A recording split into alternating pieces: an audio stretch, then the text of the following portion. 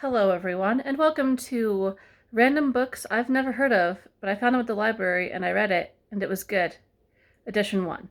And so the book I found for this video was The Ivory Key by Akshaya Rahman. Like I said, I had never heard of this, so I looked it up on Goodreads, and seemed good. The synopsis seemed like something I would enjoy. I took a look at the blurbs and put me on pause. I ended up giving it a 50-50 chance when I initially found it. And you know what? It just became my second favorite book of the year. And also, here's what it looks like for reference. It's pretty.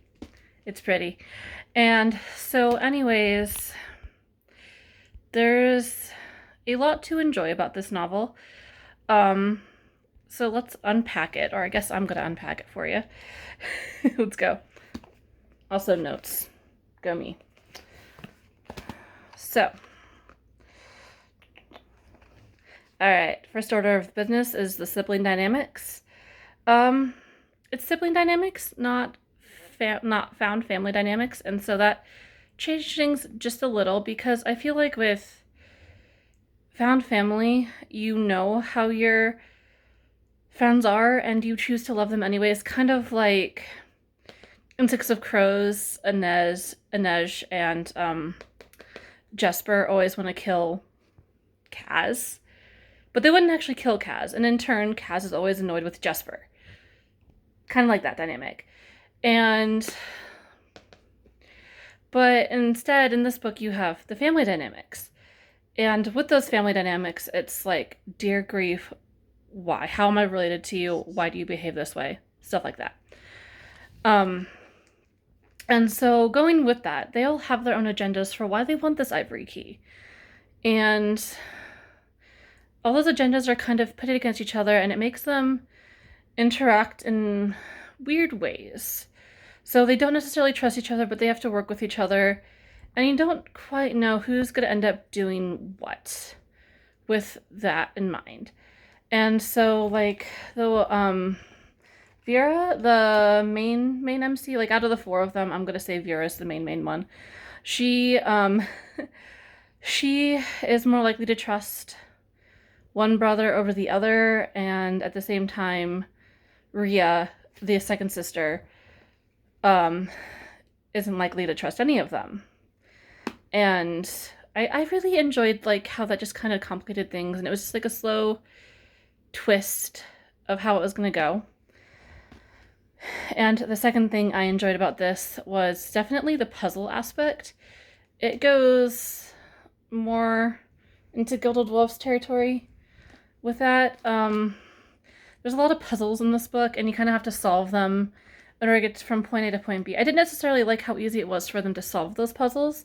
Then again, they make reference throughout the novel that they had been trained by their father to be like that in order to solve those puzzles, and they all have their own skill set within the puzzle solving way. But it was just really fun watching them solve puzzles. Like I said, a lot like Gilded Wolves back there. So, and the third thing I enjoyed about this was the plot twist at the end. Like, the last 50 pages maybe. I spent most of this book with this at a solid 4-star. It was missing a little something, but nothing much to complain about otherwise. But then you get to the last 50 pages and the plot twists start coming. And oh boy. And then you get to the epilogue. And you read the epilogue going, so where's book 2? I did not check Goodreads. I haven't looked for where that's at in its life cycle, but I probably should. Oh.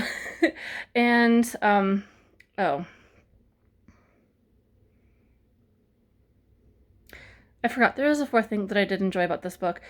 It was the writing, kind of.